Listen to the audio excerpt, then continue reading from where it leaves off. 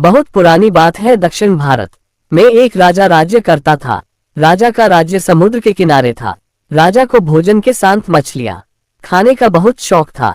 बिना मछलियों के राजा का भोजन अधूरा रहता था। एक बार की बात है, राजा के राज्य में बहुत तेज तूफान आया, जिसके कारण कोई भी मछुआरा मछली पकड़ने के लिए समुद्र में नहीं जा सका। उस दिन राजा को भोजन में मछलियां नहीं मिली, जिससे राजा बहुत उदास हो गया। राजा ने जब अपने मंत्रियों से इस बारे में पूछा तो उन्होंने बतलाया कि इतने तेज तूफान में समुद्र में मछली पकड़ने जाना अपनी जान पर खेलने के समान है, इसलिए कोई भी मछुआरा समुद्र नहीं जा रहा है।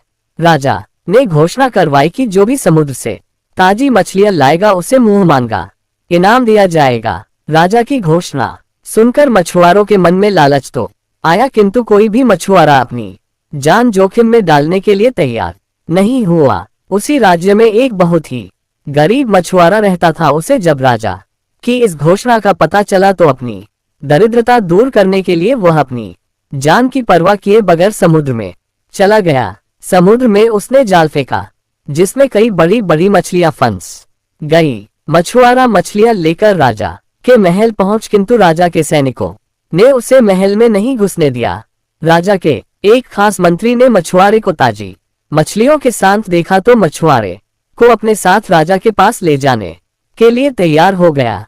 मंत्री जानता था कि राजा मछलियां देखकर बहुत अधिक प्रसन्न होगा और इसके बदले मछुआरे को बहुत सारा धन देगा, इसलिए उसने मछुआरे के समक्ष एक शर्त रखी कि जो भी इनाम मिलेगा उसका आधा हिस्सा मंत्री अपने पास रखेगा।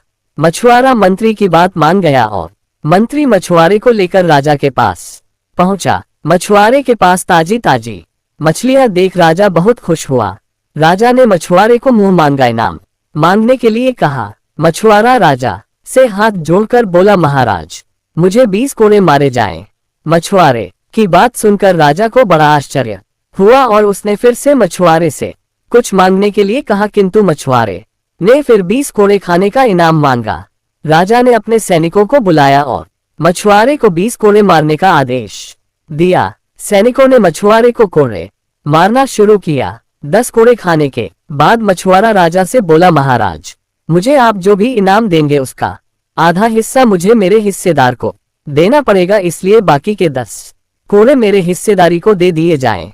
मछुआरे की बात सुनकर राजा को फिर आश्चर्य हुआ और राजा ने उसके हिस्सेदार का नाम पूछा। मछुआरा मंत्री की तरफ इशारा करते हुए बोला, महाराज यही मेरे हिस्सेदार हैं। इन्होंने ही मुझे आपके पास लाने के बदले प्राप्त इनाम का आधा हिस्सा मांगा है। राजा ने मंत्री की ओर देखा तो मंत्री ने शर्म से अपना सर झुका लिया। राजा ने आदेश दिया कि बाकी की 10 कोड़े मछुआरे के हिस्सेदार को मारे जाएं।